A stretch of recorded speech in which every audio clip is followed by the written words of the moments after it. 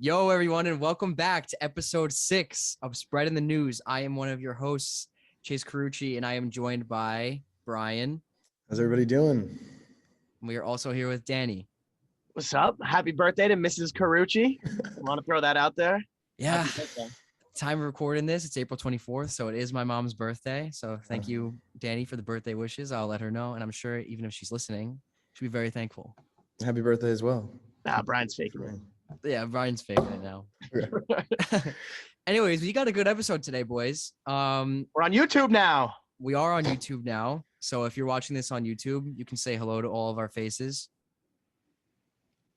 There you go, Brian. I was waiting for Brian to wave. But so welcome to YouTube. This is our debut. But today we're going to talk about what happened in the Tigers series, and then we're going to talk about everything around that, and then we're going to talk about the Guardians series, the sweep. At the time of recording this, we have already swept, and then we're going to talk about just some individual things surrounding those games and players and that kind of thing. So I'm ready when you guys are. Ready. Let's do it. Let's do it. So the first game was I don't have it pulled up here. Last Tuesday. My app just closed out. Tuesday, April 19th. This is the last game since our last recording. Okay, thank you. So, boys, Gerrit Cole. I think we should start off with Cole. We should start off with Cole for that game. Brian, you already said imploded, so let's start off with you. What are your thoughts on Gerrit Cole? Well, going into this game, I've said in the first couple of episodes that I had a slight worry about Cole, and then after this game, I was the most worried I've ever been about Cole probably since he's been on the Yankees, because what was that? I'm sitting here excited for a Cole start. He's been shaky his first two, expecting him to be better against a bad team in the Detroit Tigers, and he just imploded. He could not get anybody out. He had 5 walks. He only got pulled after 1 and 2/3. Just an abysmal performance from Gerrit Cole in that game, and I didn't know even what to think after that. 5 walks and 1 2/3 is just awful. It was really gross. It was a cold night, but that's not an excuse for Gerrit Cole. Oh, come on. For the money he's getting paid. It's not an excuse. I'm sick of the excuses. There's no But he didn't make any excuses, though. No, he didn't. So that's good. And did you guys see the fake report on New York Port Sports about how if he went the MacBooks, donate the MacBooks to some school in California, then the Angels broadcasters thought it was real and reported it as real. And they were like, "Oh no, well you'd have to assume he was that close, so he'll give the MacBooks." Like, "Oh yeah, he's a good guy. He'll give the MacBooks. He'll give the." It's just, I don't know how you fall for that. It's embarrassing themselves on live TV. Yeah. So he had 5 walks that game. Gave up 2 earned in 1.2 innings pitched. Danny, what were your thoughts when he was pitching that game? Like Brian said, what the hell is going on? I mean, he couldn't find the strike zone. He just couldn't find anything. I mean, there was really nothing good from that Cole start. I mean, if you want to say he only let up 1 hit, there you go. But I was gonna say I've never seen him like that, but he wouldn't even get hit around. He just could not find the zone. It was just not his night at all. Yeah, and I think the difference between that start and his previous 2 starts before that. I know me personally, I was able to find a lot of positive takeaways from those games. But this Tigers game, there was nothing that I was able to take away from that start. Awful. It was really bad. The only reason we won that game is because in the first inning, of course, 2 outs, bases loaded. We're not going to score a traditional way by getting a base hit. Donaldson pops it straight up in the air to the catcher, and the Tigers infield just lets it drop. And we scored 2 runs on that, and we shouldn't have won that game. They left 11 guys on base in that game and were 1 for 13 with runner scoring position. It's a classic Yankee game right there. Yeah, it's pathetic. We've been using pathetic a lot in these episodes, and I'm not liking it. I got to find a new word. The Yankees offense has been pathetic. I've got to expand my vocabulary. We're pathetic before this. In this whole series, they were terrible. In the Tigers one, but it didn't stay that way for this whole week. Yes, right. We have some positives at the end of the week here. Really quick. I do want to talk about Clark Schmidt, though, because Clark Schmidt followed up Gerrit Cole, and he looked really, really good. Yeah. Electric. Yeah. Looking really good. And I feel like Schmidt wasn't really a guy that I wouldn't want to say any of us were high on, but it's not really a guy that we were like, yeah, like Clark's going to have a good year or Clark's going to have a bad year. He was just kind of, who we didn't even know whether or not he was going to even make these appearances, but he did, and he went three innings, 3.1 innings, 2 hits, 6 strikeouts with 1 walk. So he really bared down. Clark's stuff is dirty. We've been knowing that. It's about him putting it in the right spots. And like you guys said, I'm really happy to see Clark get like big time spots. You're coming in after Gerrit Cole trying to like fix the damage, which he did, and that's a whole nod. That's a nod to the rest of the bullpen as they didn't give up a run for the rest of the game, and the Yankees somehow got a lucky win out of that game. Yeah, I mean, and I hate to backtrack, but you're talking about the high leverage innings for Clark Schmidt. I mean, he was in that extra inning game for the Orioles. They trusted him in the extra innings, and he was shutting them down good. Then obviously we know how that game ended in extras, but Yeah, well, the bullpen looked really good that game, as they've looked all year. They've been all season. I've been saying consistently to Brian and Danny and the rest of our group chat with our friends that if Gerrit Cole can figure out how to stay consistent, and if the rest of the rotation keeps doing what they're doing and the bullpen keeps doing what they're doing, they have a serious top pitching staff in Major League Baseball. I think it's definitely championship caliber. Yeah, but do you think it's? I mean, you kind of got to expect some regression to them. Well, that's what I'm saying. That's what I'm saying. But that's why I said if they hold up, if they keep doing what they're doing, this could be a top 3, maybe even the best pitching staff in baseball. What they're doing is just, I mean, like, there's no way they're gonna hold up this standard of pitching like the rest. No, they're not going to. But like, you're gonna expect some regression, but like, they just need to do somewhat close to what they're doing right now, and we're gonna be in a great spot going into the rest of the year. Yeah, and we didn't get to talk about Nestor last episode, and I do want to talk about him. We will find some time at the end for Nestor. We will find a lot of time for Daddy Nestor. We're gonna move on to the next game, which was Wednesday, April 20th, and Severino pitched that game. Just trying to pull up right now his numbers. He went 5 innings. He allowed 1 earned. Yeah. 1 earned. He looks solid. The strikeout pitch wasn't really there. He only had 3 strikeouts, but it doesn't matter when you're only letting up 1 run. He allowed 7 hits, which is a decent amount of hits in 5 innings. But yeah, and I remember what matters is the run column, and he only let up 1 of those. So I remember in the post game, Bob Lorenz and Jack Curry were talking about after that game how Boone wanted to pull Sevy before his final inning, and then I think if I remember correctly, Sevy came out and he was dealing in that final inning. Yeah. He didn't strike out the side. I forget exactly what he did, but he was dealing that inning. It was a quick inning, quick 1, 2, 3. So Sevy's got to keep building, but Sevy so far has looked like Luis Severino from 2018 and 2019. And then Green comes in the next inning and immediately gives up 2 runs, of course. But yeah. Chad Green is the only blemish in the bullpen so far this year. Aroldis Chapman has been looking really good, though. Chapman's looking good. He was looking shaky in that Orioles series and a little bit towards the end of last week, but this week seems like he's put it together and he's back to the Chappie we want. Actually, I take that back. I think honestly, I love Loizaga, but he has not looked like Jonathan Loizaga. He doesn't look as one right now. I know he doesn't look as dominant as he was last year. I think he'll find it. I think he'll be fine, but he has the stuff. He'll be okay. Yeah. And then if we move on to the final game of that series. Oh, gross. Yeah. Disgusting. Go ahead, Brian. Go ahead.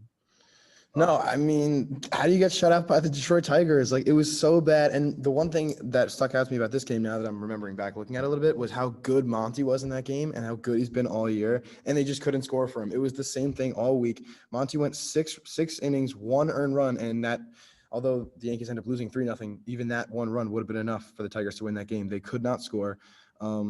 If I remember correctly, they had so many opportunities to score in that game. Hicks, as always, cannot get guys in big situations. They left 7 on base, 1 for 7 on the runner scoring position, which actually doesn't make sense. And left 5 on base in that game. I mean, it was putrid. That was one of the worst Yankee games offensive I've ever seen, which was consistent with. And it's like that's like the 3rd time we've said that this year. Yeah, like, that's a horrible Yankee game to watch. Like, yeah, I remember during that broadcast, the Yes Network showed a stat, kind of to build off of what you said about Monty, Brian. I think he had like 3.09 runs of support, which is like among the bottom 3 fewest in MLB since like 2019, which is absurd. If I remember correctly, that was a stat. But Yeah, that was absurd. But Monty looks good. Yeah. Um, there's This is only so great. much I can say about the rotation because they all look really good, and even Tyone. And I'm not a big Tyone supporter. If our YouTube fans are watching right now, I think his lights just went out. I The don't lights know. is around. Brian's actually not in his normal location. Is in Wi-Fi is ass. So Brian's Wi-Fi is ass, so he's in a classroom right now on his campus. Um, so you want to talk Hopefully a the little bit about Wi-Fi's that, Brian? Listen, hopefully the Wi-Fi's better. If I have to do it in the dark, I'll do it in the dark because listen back to our episodes. My audio is terrible, and I hope to provide some better Wi-Fi and better audio for you guys from now on. Well, good news is that in a couple weeks you boys will be coming home, so we'll have yes. hopefully we can do an in-person In-person podcast. Yeah, podcasts. that would be really fun. So stay tuned for that. But what was I talking about? I was talking about Monty. Yeah, Yeah. There's not much more I could say No, about you're the talking about pitching staff. Tyone. You were talking about Tyone. Oh, Tyone, yes. I'm not the biggest Tyone supporter, but even Tyone's looked good, man. I'm very So happy with good. what Tyone. I love. Sorry for if there's any female listeners out there, but I love to call them thin lips, big tits.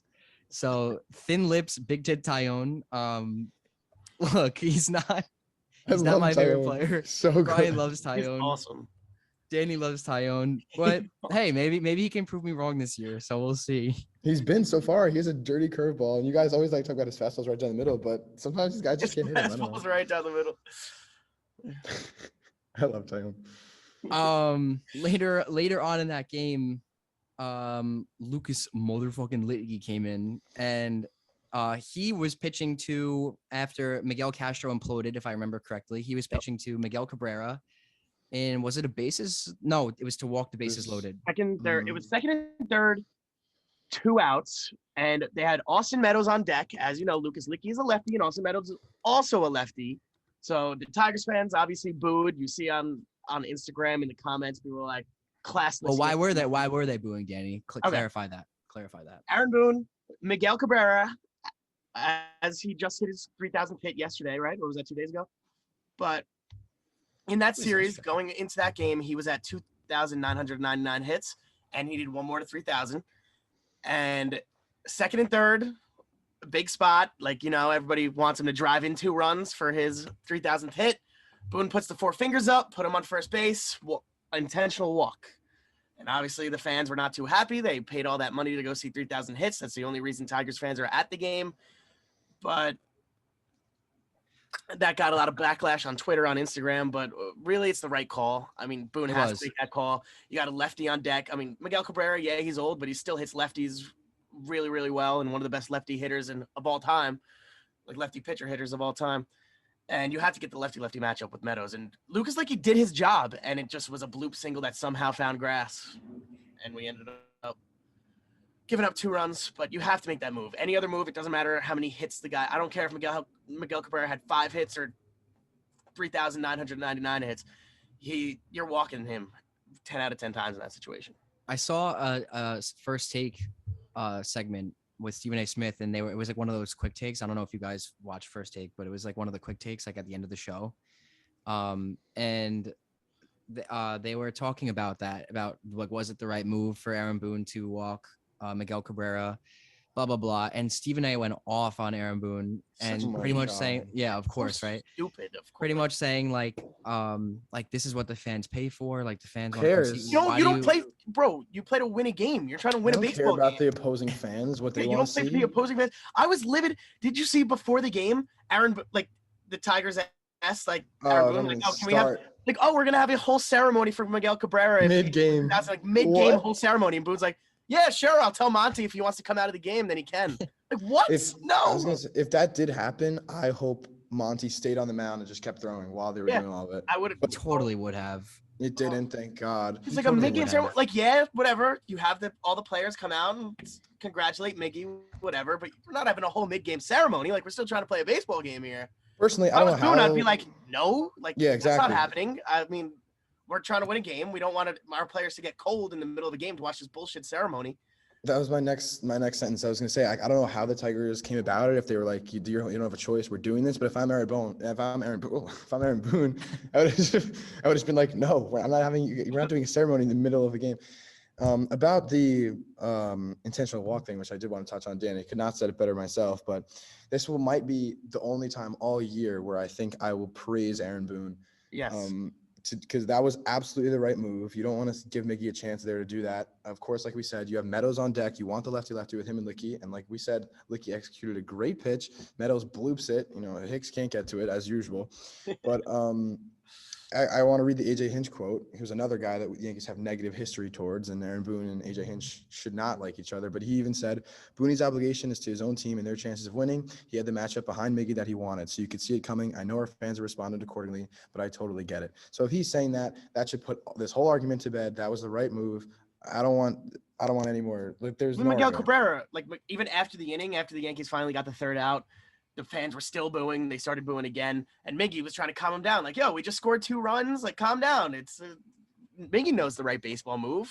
I mean, Exactly. He's been in the league for X amount of years, so many years. Like, he knows. You're right. You don't even have to be in the league. You know that's the right move. You should know that's the right move. And of course, Chase's brother is saying classless by booing.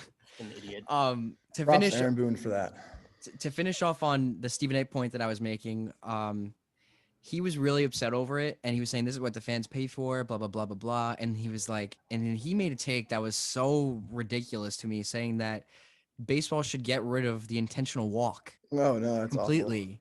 Awful. You can't even do that because then guys will just throw around people. It's like stupid. Okay, get rid of the 4 fingers up. All right, you do the thing they used to do. Just put your arm out and throw over here. You can't stop that. How are you gonna stop that? It was ridiculous. I wanted to hear you guys' reaction to that because we haven't talked My about first that. thing, if that's what he said, Stephen A., this is what the fans came to, or what did he say exactly?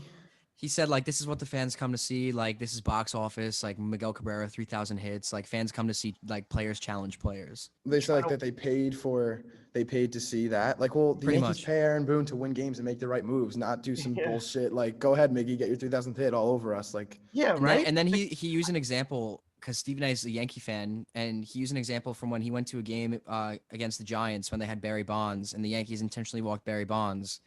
And he was like, this is ridiculous. Like, I paid to come see Barry Bonds, and they're taking that away from me. And like, you're a Yankee fan? You went to a Yankee game to see Barry Bonds? Yeah, that's exactly what I was thinking. It's insane. It was a ridiculous take. I wanted to hear you guys' little reaction off that. It doesn't really have to do with the Yankees that much, but kind of just like a general baseball. You're just trying to win a baseball game. It's not a baseball. It's not a baseball. He's not a baseball guy, and he's not. That was not a baseball player answer or person answer. Yeah, like you play to win a game. You don't do it for personal accolades. Like, no, you're trying to win a baseball game. He'll get the 3,000th hit eventually, but no, you're trying to win right now. And he did the next game. The next day. Good for him. Miguel Cabrera is an all-time first ballot Hall of Famer. I love watching him my whole life, and good for him. But I didn't want to see them parade around on my Yankees in the middle of the game. So good. I did not want it to come against the Yankees. It would have been ugly. But especially when they were going to do a whole mid-game ceremony. Like, still, I can't get over Boone just being like, okay, Monty, if you want to come back out, you can. If you don't want to, then whatever. So stupid. Well, that pretty much has that's, I guess, the end of our Tigers series segment, unless if you guys want to say anything else from that Tiger series. I think we're good. The offense had to get better after that Tiger series, especially after that last loss of the series. But hey, we won the series like we were supposed to do. But so then we move on, come back home, back to Yankee Stadium. We move on to a 3-game series and over the weekend. Let's start with Friday night. The Yankees won 4-1 in a game that Tyone pitched. Big tits, thin lips. We already touched a little bit on Tyone. I don't know if you guys have anything else that you want to say about him. I don't have much to say other than it was just, another solid start from him. Gave up 1 earned over 5 innings. So 5 strikeouts, 5 innings. Just hey, he's just doing what we need him to do. He's doing his job. He's pitching well. Yeah, Tyone continues to impress me, and I hope you guys. But I think the story from that game is the resurgence of Aaron Judge with his 2 homers. Yes, 2 home runs for Aaron Judge. It looks good. He's looking better now in this series. In this Guardian series, he ripped a double down the line today. He had 2 home runs on Friday. I like it that you brought that up, Brian, about the resurgence of Judge, and that was your story. My story is Michael King. Oh, he could be the story of the whole year. I love that guy. My story is Isaiah Kiner-Falefa. Yeah. We were we've got a lot. I got a lot to say about IKF towards the end of the show, but yeah, we'll keep IKF towards the end because King in this game was lights out. Michael King is lights 8 strikeouts over 3 innings. He only gave up 1 hit, allowed 1 base runner. Unreal. Everyone else was strikeouts. Real. And his Or ERA not this everyone season is a .84. I mean, Guys, I remember last year, there was a big emphasis that he worked with Kluber for a majority of the season. I and could Kluber- tell. I could tell Yeah, by Kluber watching was a him. big influence on him. Yeah. Obviously, Michael King is not Corey Kluber, but you can see that Corey Kluber is rubbing off a little bit on Michael King so far. And we talked about Clark Schmidt earlier. He was kind of in the same boat. Like, he kind of failed as a starter. He kind of came up, trying to be a starter. He failed there. We never thought we wondered if he'll ever really have a role on this team ever. But like we said with Clark Schmidt, kind of found him a role. Michael King, he's found his role. He's our guy out of the bullpen in a lot of high leverage situations. He's getting high quality outs. He's looking great. Love to see it. You do. I love seeing our guys out of the bullpen I feel like there's always one guy every year. Like last year was Loizaga and Wandy Peralta. So I guess 2 guys last year. And this year so far, it's been Michael King. All eyes on him. So the end of that Blue Jays game, I'm again, not to backtrack, but when he finished that Blue Jays game with that double play and was so hype after. Yeah. He came in, he saved Chapman's ass in that game. And I saw a post-game interview with Michael King, and they said, like, how did you feel like after having an outing like that? And he said, well, actually, I went through my bullpen warm-ups, and they were like some of the worst I've had all year. Yeah. And then he came into the game, and he said he struck out. I think he said no. He gave up. Didn't he give up a leadoff hit? Yeah. So he gave up the leadoff hit, and he was like, oh great, so this is how this is gonna go. And then obviously he struck out 7 straight after that. Yeah. So pretty insane. Even that right there is just a testament to, like, that's the attitude you want a pitcher to have. Like, he was worried about himself, comes out there, gives up a hit, doesn't let it phase him, just goes out there and just dotting everybody up, like sitting in back to dugout one by one.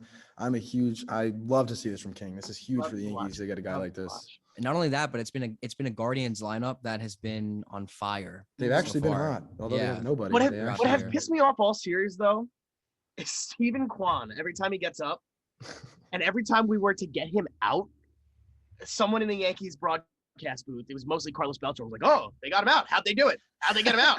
Like, what the hell are you talking about? What do you mean, how'd we get him out? Like, how about Steven Kwan being a flounder out there in left field? Every time a ball comes his way, he makes the catch and he dives or he falls for no reason on plays that he doesn't need to dive for. The wall runs into the wall. I guess we can, if we're going to talk about Steven Kwan, we can talk about the second game of the series. What happened with the outfield with Miles Straw in that whole situation? Yeah. I mean, apparently the Yankee fans were mocking Steven Kwan as he was hurt in the outfield, but Miles Straw trying to hop the fence to get to the fans, like, that's kind of ridiculous. But then Glaber delivered the walk-off. Yankee fans throwing shit at Oscar Mercado in right field is preposterous. That's bullshit behavior. That is silly behavior and something that we can't be doing as a fan. I agree. It gives the whole fan base a bad rap. It is a bad rap. And I saw I don't think Miles Straw should be even let off the hook. No. I think for jumping in. What are you doing? For jumping into the stands. Go ahead, That's Brian. another thing that the Yankee fans totally messed up. I think what they did was disgusting. Like, if we were there, I would have been like mortified that I would have like in that group.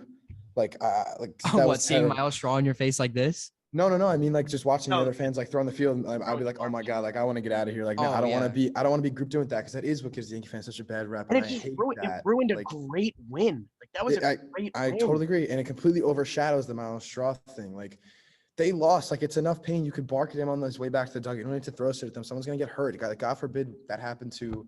Like, what would we be doing if we were like opposing fans at another stadium and they're throwing shit at the Yankees? Like, and not only that, in the head or something. You can't do that. You can't go to the game and do that. All those people should be banned. If you really threw something out there, you shouldn't go back. Not only that, but Judge and Stanton had to run to the outfield during a walk-off celebration. We're trying to celebrate a walk-off win, and then you see it pans. The camera flashes to Glaber, and he's like, and he's alone, and he's like, nobody's celebrating with me. Nobody's. Poor Glaber. It was like, I felt so bad for Glaber. You see him like smiling, he like turns his head, sees what's going on, and he's like, oh, I felt terrible for him. Nobody's there to celebrate with him because they're dealing with the fans. So not to come after the Yankee fans there, but if you were at that game and you did that, I hope you never. You should be embarrassed. Let's talk about the game now.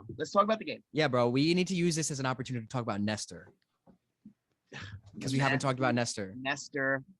Daddy Nestor Cortez. Danny, you start us off with Nestor, because I feel like you've never started us off. So you start us off Hey, with Nestor. what are you talking about? He is awesome. Awesome. He's so good. He is so fun to watch. Brian, you said this in the last episode, but like when I watch games, like, yeah, you want to watch the Yankees hit. But the theme this season, not even with Nestor, but especially with Nestor, like, no, I want to see Nestor go back out and pitch. Like, all right, Yankees, get this inning over. I never watch Nestor pitch. I feel the same way with Michael King when he's out there. Like, I want to see Nestor Cortez on the mound. And he looked great. He was getting dirty, diving face first into first base to getting out. Like, you love to see that, putting his body on the line. Brian's lights just went out again. Motion sensor. I'm jumping around in here. In 6 1/3, he had 8 strikeouts. I think we could have kept him in for that 7th inning, complete the 7th inning. But I was actually like peeing my pants when he dove into first base to get the out because you don't see pitchers lay out like that ever. Yeah, but again, we were so hype on Nestor, like he was mowing the Guardians down, and then Josh Naylor flails his bat out there for a 2-run home run. Like, yeah, that it was sucked. such a shitty swing, and it kind of just took the life out of it for a little bit. You saw Nestor was very frustrated, but Little bit into the argument that I made into our group chat today. Juiced balls. They might be back. I think that, yeah, it might have been a quick switch because, I mean, Tim LeCastro hit a ball 600 feet today. So. Yeah, they might be back. Tim LeCastro pinch hits for Aaron Judge and proceeds to hit a nuke. I thought Aaron Judge was still in the box. I didn't even know Tim LeCastro was up. Yeah. I think he even surprised himself with that one, but that's in the other game. But about Nestor, I don't know what else to say. I really don't know what else to say. Not much about to say, dude. He's an ace. He's literally an ace right now. He might not even be. I think he might not even be the story of the Yankees. He might be like the story of the MLB. Like this is insane. What this guy's doing. I still feel like people aren't giving him the attention he deserves. He needs more attention. Dude, he's a dog. He's a dog. He goes out there, he does his job, and he does it at such an amazing. I don't even have the words to describe Nestor. And what the crazy, another great part about Nestor, like I'm just looking at his analytics stuff. He's in the 5th percentile. 5th. That's the bottom of the league in fastball velocity, and he's one of the best pitchers in the entire league. So he's just showing. He's the old-fashioned traditional pitcher, like pitcher. Got the movement. Yeah, it's just great to watch a guy like that. 36th round pick, man. So insane. Good. Love to see stuff like this. I can't wait to watch his next start. Yeah, and he's only 27 years old. I mean, if he could continue this, dude, we might have to pay him. We might have to pay. Yeah, you're right. We might have to pay him. You're right. We might have to pay him. Insane, man. My insane. Lord, and just a guy that's like genuinely just having so much fun out there on the mound every time. Yeah, he loves. You can tell he loves it. He obviously. I can't wait till we go to a game this year and we see him on the subway. That's gonna be so fun. Can we go to a Nestor Cortez start? Yeah, I want to see him on the subway. I want to see him. I would love it. I think if there was anyone we could have on the pod, I think I would probably, out of anyone on the Yankees, I think I'd choose Nestor. As cool as it would be to have a guy like, the big names like Judge, Stanton, Cole. Nestor is a big name now. Nestor would be so fun. That would be sick. It's early, but I mean, at this rate, like he's absolutely an all-star. Yeah. Cy Young, baby. Yeah, really. If he keeps it up, he's got to keep it up. We got to keep it up. Anyway, let's shift gears. The offense in that game looked a little good. Isaiah Kiner-Falefa is so clutch. He got the single to start off the scoring for the Yankees at the inning after the Josh Naylor home run. We needed to get on the board. We needed to get those runs back. And Isaiah Kiner-Falefa, a clutch single. And then Higgy with the sac fly, whatever. Who cares about Higgy? He's bad. And then Josh Donaldson pimps a bomb into the bullpen to put us up 3-2. That was a great swing. Love seeing Josh Donaldson pimp a home run like that. He's got that swagger. Love to see that. Yeah. Then, of course, who blows the lead in the 8th? Chad Green. Blows the lead. Green. I've been saying this. Austin Hedges hit that 2-run home run. The stat line for Austin Hedges before that at bat, he was 3 for 31 with 0 extra base hits. And he hits a 2-run home run to give the Guardians the lead in the 8th inning. Guys, I've been saying this for several years. Oh my God, several years. And I know you guys could probably back me up. Chad Green is just not it anymore, man. He has a couple of outings where he'll look really good, but he implodes way too much. So you can't keep throwing him out there in these types of situations. On the Yes Network, they were actually talking about that. He's very hit or miss. He had the second most what did they call it? It was like high leverage situations where he got out of it and like he won the game or whatever, or like he got out of a big spot, got out of a big inning. He was second in the league in that, second to only Jonathan Loizaga. But then he also had the fifth or eighth most blown outings where he went out there and gave up like 3 runs in an inning, and it's just very hit or miss. We need that consistency from Chad when he's going to be pitching in the 8th inning. I think what they should do is they should keep him in the bullpen and let him build his confidence back up and kind of like, I guess, waste innings. I guess that's the only thing they can do. I mean, I think their bullpen is so strong right now that they can afford to do that. They can afford to let him boost his confidence back up. Yeah, and I mean, if you guys remember, I think it was the 2019 season when he was absolutely awful in the beginning of the season. They sent him down to the minor leagues. I'm pretty sure it was the 2019 season. They sent him down. I forgot about that. They sent him down to the minor leagues, but he came back up later in that season and was lights out. Like, yeah, he came back and he found his shit. He found his stuff in the minors, and he was lights out when he came back. I completely forgot. You just unlocked a memory for me. Yeah, there you go. I completely forgot about that. I don't know what to expect from Chad anymore. Every time he's out there, I have no idea what he's gonna do. Hold your breath every time he's out. It's like hitting a ground ball to the left side of the infield when Glaber's on short. You hold your breath every time he's there. Another shout out to Christian. We always talk about him on the pod. It was gonna be a good clean win for the Yankees until Chad came in. He let off. I think it was a leadoff single, and Christian said, "Leave it to Chad to blow this game." Yeah. Everyone knows. Everyone knows that Chad is not the guy. It always feels like it's that terrible hitting catcher that ruined. Do you remember Martin Maldonado did it to us last year in the Astros game? He hit the go-ahead home run off Chapman. Yep. It's always that shitty hitting catcher that does it to us. Or Jose Altuve, Chad Green's daddy, but that too. Yeah. That too. But bottom of the 9th, what was it? We had a guy first and second, and a runner on second, and Gallo comes up and strikes out. It was a runner on second. Gallo came up, struck out. Of course, he struck out. I'm starting to feel bad for Gallo, man. I hate him so much. I always talk shit about him on the pod, but I'm really starting to feel bad for him. You can see he's taking a mental toll on him. But yeah, LeCastro came in as a pinch hitter for Donaldson, stole second, so we had a runner on second. Hicks struck out, of course.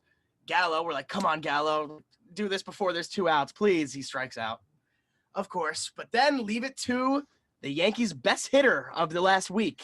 Isaiah Kiner-Falefa rips a double off the wall to tie the game. He has been our best hitter. We talk a lot of shit about him, but this past week, I have to apologize to IKF. I think last week I was telling him he was the one guy that I couldn't stand in the lineup anymore. Yeah, I'm glad he found it. I'm honestly, I think I said a couple episodes, like almost is kind of reminiscent of Didi. Like when Didi took over, it just sucked at everything, and then kind of just picked it up. So like if this is what IKF was supposed to be, so if he continues to do this, huge for the Yankees. And he's being that guy right now that we said we wanted him to be like before the season. We said like he's going to be that guy that just gets base hits and that that Yankee fans will learn to love because he's just that lovable dude. That's what we need. Hard not to like him, and that's what he's playing like right now. He's Danny, really quick before you talk a little bit more about IKF, I just wanted to say, shout out Talking Yanks. They tweeted today, Isaiah Kiner-Falefa's .313 batting average and .353 on base percentage both rank 5th among all MLB shortstops. Yeah. Mm-hmm. So he has really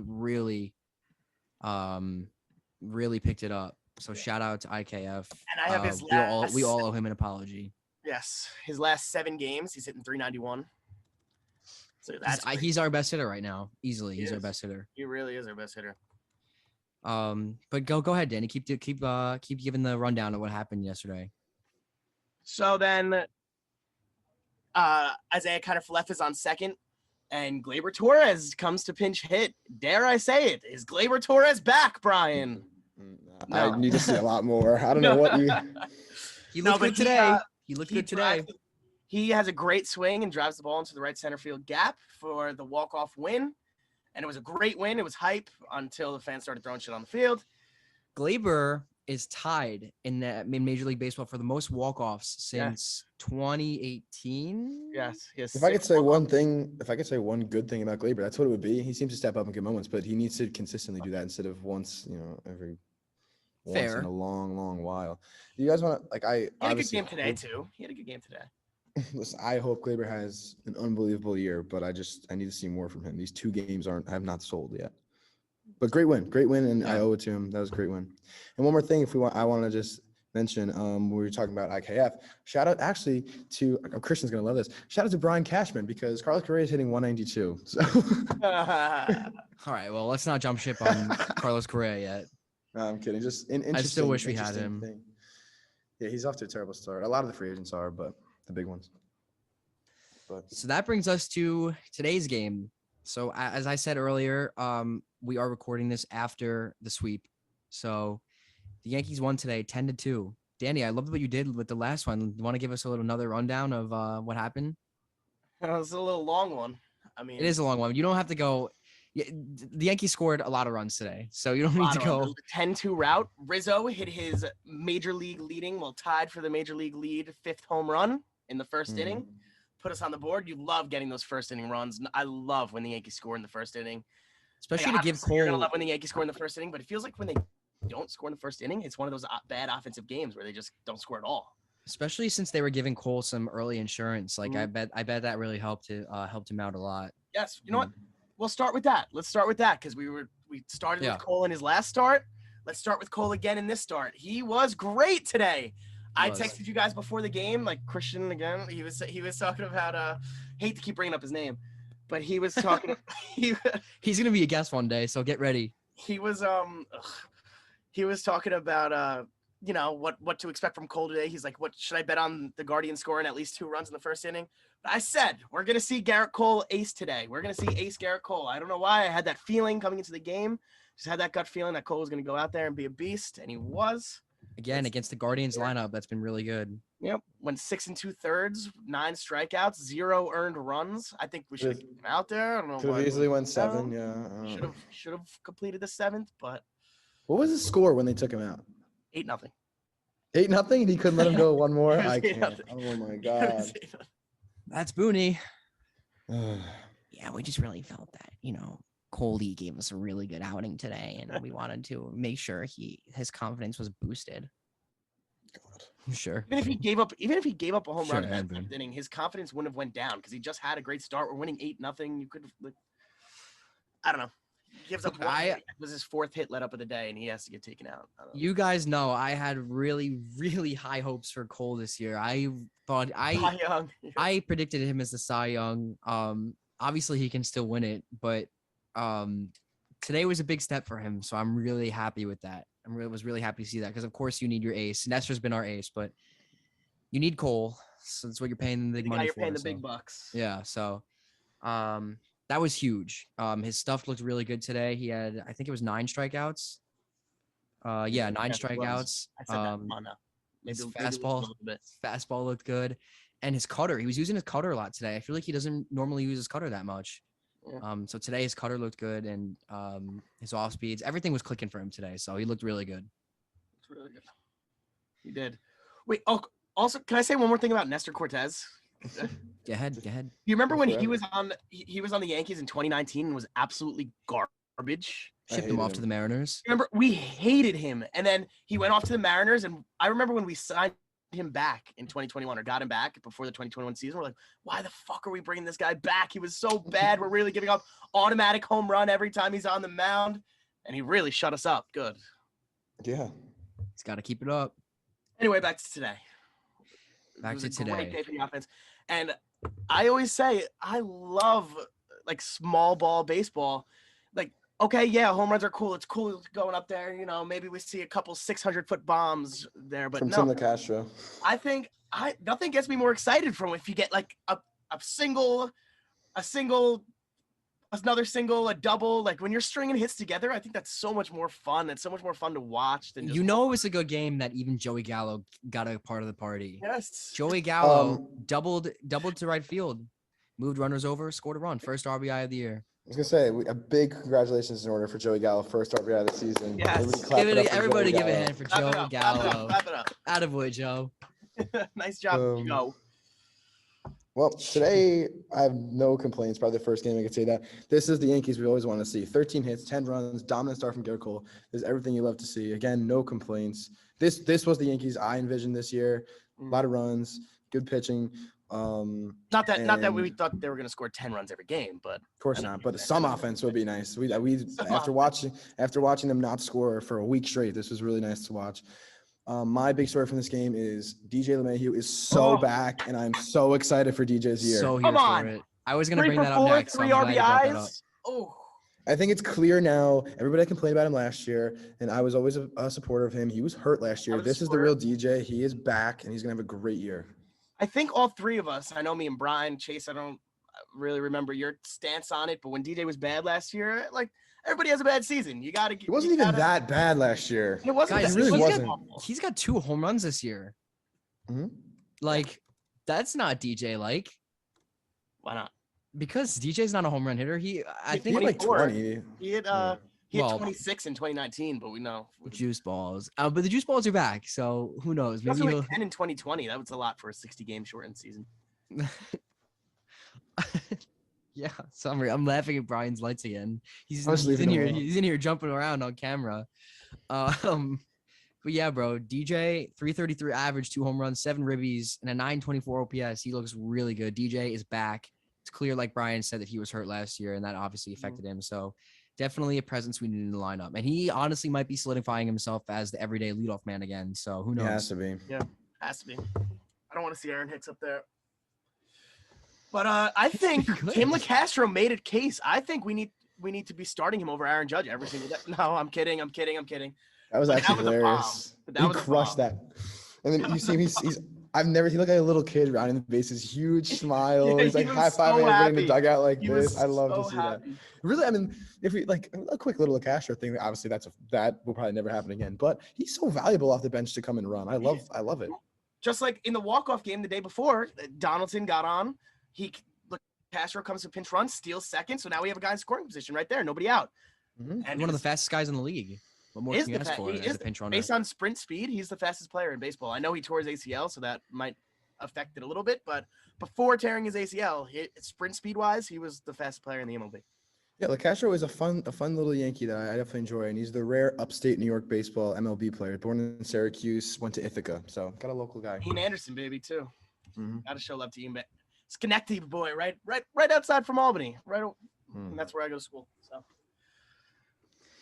guys, I wonder. Was actually a high school teacher here, and he was one of my friend's teacher. Do you guys put any stock into Trevino catching Cole today and not Higgy? I was surprised. Yes. I do. I'm saying, like, obviously Cole had his best game of the year. So do you put any stock into that in terms of him being a quote unquote personal catcher? I was gonna say I put stock into maybe they realize Higgy is garbage and he shouldn't be playing anymore. But no, I mean maybe they just told Cole like let's switch it up. Like yeah. But it was good. It was definitely good to see a different guy out there because obviously now that Gary's not here, and I know I feel like Gary gets mentioned every episode somehow. This guy can't leave, but Trevino being a really good defender, great framer. I think that will give the pitching, not only the pitching staff, but Cole a lot of confidence in whoever they throw out there. So that really is so valuable because there was one pitch today that was maybe a foot off the plate that Trevino just like stuck right at the corner that Cole got the call on. Like it's really important. It is. You see it, Darren. You see it in these games, especially because these umpires are so bad. Yeah, dude, they've been really, really bad this year. I feel like every year we say that though, like, oh, they're really bad this year. Like, they're just consistently bad. They're just bad. Mm-hmm. And exactly when you have a guy that can frame it well, that's even better because the umpires are bad. Yeah. It was a sick game today. 10-2, DJ 3 for 4. I think he's probably the player of the game if you're using a hitter. Glaber went 2 for 3. And like I said, Joey got got in on the party, but he also had 3 strikeouts today. It's all right, Joe. Keep building. I'm trying to be more positive towards Joe because I feel bad. It's gotta be in his head. It's got to be in his head. Dude, he's always been bad though. I mean, Well, look, It's not true.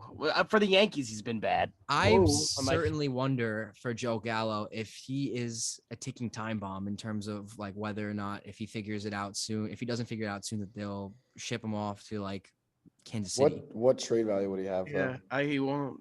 What like? Someone would trade for Think him. Kansas City's gonna trade for him? You're the Someone- biggest What would Chase. that do for the Kansas City Royals? Chase. You say all the time. You're like, what positive thing did You don't Joey think Gallo do? anyone? You don't think anyone would swing I certainly wouldn't. low risk, high reward You say the trade for Kansas Joey City Gallo? Royals. Tell me what would he do for the Kansas City Royals? Tell me right now. Well, that was just a basic example of a bad team. You What don't would think he do for a bad team? you don't think a bad team would take a flyer on Joe Gallo? For as a rental, because he's becoming a free agent after this season. No, Yeah, I honestly feel like he'd be more likely to go to like a borderline team to maybe hit 20 homers for him. I don't know. Well, what are we talking about? I don't think they're going to trade him. I don't think They're they're going to trade him. they're not. They're not going But- to, but he sucks. Sorry, Joe. He's bad. He's lost. I tried Other so guy- hard. I tried so hard to just be like, he'll figure it out. He'll figure it out. Now I'm not so sure. I don't know. Are we gonna shift into like individual players now? You know, kind of go based like our thoughts on some players that we want to talk about. Yeah, start us We off. talked What do about, you got? we talked about Isaiah Falefa. We've talked about DJ. We just talked We'll about go- Gallo. We just talked about Gallo. I'll go a little negative right now. I mean, we praised him before the season. We're always praising him. Giancarlo Stanton is a little lost in the batter's box right now, but we're not worried. I know none of us are worried. Nobody worried. should be worried. We said before he goes through streaks, like he goes through slumps. Everybody goes through slumps, but Stanton's slumps seem to be worse than others. Stanton's slumps are like long, but when he gets hot, he's like you can't get him out. Yeah, but he'll follow this up. He'll follow this up Exactly. with an insane hot streak where you cannot get him out. Where he will be hitting 9 home runs a Right. week. I just said that. No, I'm Like, kidding. he'll follow this up directly. He'll follow this up directly up. He won't just go through one eventually. He'll follow it up right after this. Well, we need it. That's for sure. If the offense is going to continue to keep building and stay hot, we need him. I don't know. Are you guys after today? Are you getting a little more confident in the offense, or you still need to? I still need to see more. Still need to I do see too. more. Yeah. It's just one game. Like we said, I mean, we were going up against Aaron Savale. Yeah, we suffered through this whole week, like where it was impossible for them to score. To see this outburst is nice, but I got to see it a little more consistently. I think they said this was the first time they scored 7 runs all year, which is the first time it took them this long since like 32 years ago.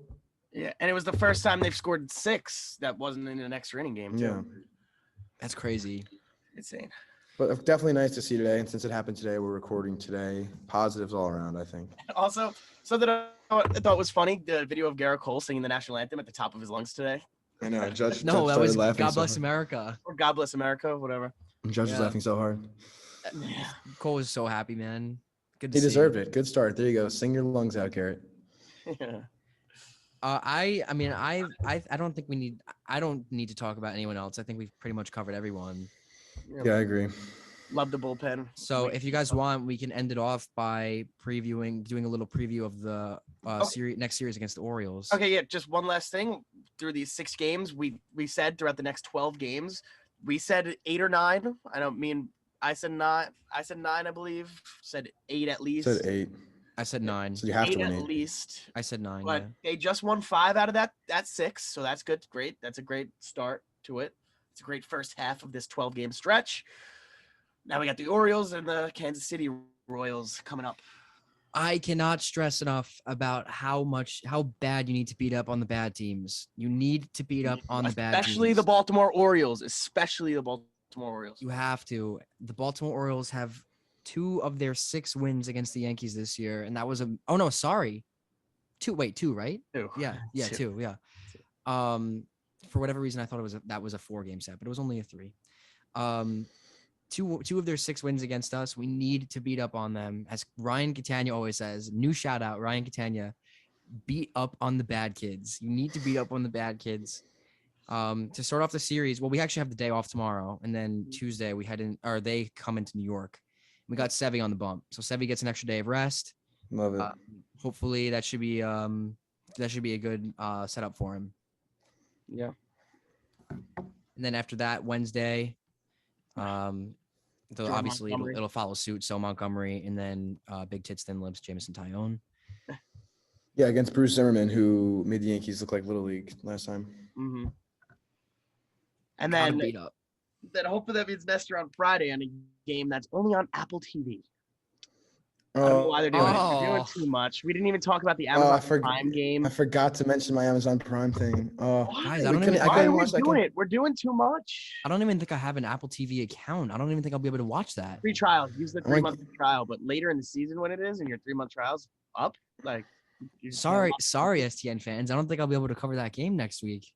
Well, I couldn't. I want my quick Amazon Prime thing, the Prime TV. I was so angry at that. I have friends here that have it, so we were all excited, like, okay, like whatever, we'll just watch it. And then we didn't realize is that you have to be in the New York area. And listeners probably don't know, I go to Clemson, which is far from the New York area. And me and my friends, I have a lot of Yankee fan friends here who I guess we just can't watch any of these games. So I'll have to go to Twitter to talk about it. I don't know why. We're gonna have to East it. Be 15 minutes behind. I don't know why we're limiting viewership. People. One of my friends here said, like he tweeted at them, like, yeah, because there's only Yankee fans in New York, right? Like, it's so, I don't understand. And the Yankees have one of the most widespread fan bases where they have fans all over the map. And they're transition away from cable, guys. It's coming. Yeah, but cable's going. How are you limiting people from watching your games? A lot of Yankee fans are outside of New York. Yeah, my friend. You think they care? It's all about money. Think about it. It's all about money. The money drives the world. Money drives Hal Steinbrenner. That's why he doesn't spend. Well, I don't know if that's fair, but fuck him. Well, that's all I got for today. Gotta beat up. I'm gonna end off by saying gotta beat up on the bad kids. We just won 5 out of 6. Let's win another 5 out of 6 at least. Let's do it. Oh. Let's keep it going, man. Gotta keep it going. Anything else you guys want to say before we sign off here? One thing I'll say, one of my friends, I know it's your birthday. Happy birthday, Lewis. I know you're listening, and let's go Yanks. Happy birthday, Lewis, from the STN crew. Yeah, whatever, Lewis. Lewis and Maria sharing a birthday. Gotta love them. Maria Carucci. Happy birthday. What were you saying, Danny? Yeah, let's ride this high. Let's keep it going. Let's keep hitting. Let's take it into the Baltimore Orioles series. Hashtag Let's Go Yanks. Make sure to follow us on Twitter at official STN pod and on Instagram at Spread in the News. We are doing our best to be better with our social medias. We will be better. So let's do this together. Let's make it a ride. Thank you all for listening. This has been Chase. I'm Danny. signing off. And Danny and Brian. Go ahead, guys. Go ahead. That's it. No, That's just end it. This has been Chase. Danny? All right, guys. Say your name, Brian. What the hell? I did. I thought I did. Brian signing off. Wait, we got to figure out the Okay, sentence. let's do it one more time. I'll go first, then Danny, then Brian. Just say, yo, goodbye. This has been Chase. Danny. And Brian. That was perfect. Thank you all for listening. We will see you next week on episode 7. Let's make it a good week for the Yankees. Let's go, Yanks. Thanks. Yeah!